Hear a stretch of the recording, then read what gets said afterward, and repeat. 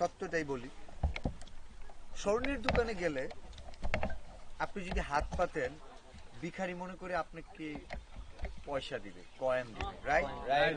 স্বর্ণ দিবে না।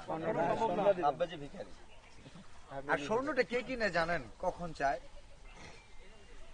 তার যখন প্রয়োজন হয়, প্রয়োজন পড়ে যখন। হ্যাঁ, আমার এক সময় প্রয়োজন হচ্ছে, আমি যখন বিয়ে করতেছি, স্বর্ণ লাগে।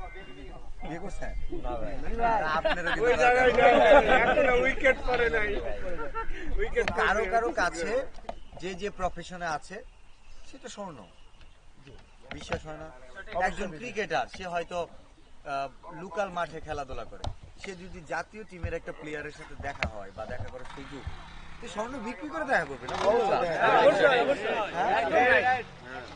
তাকে সামনে থেকে দেখাটাও একটা স্বপ্ন।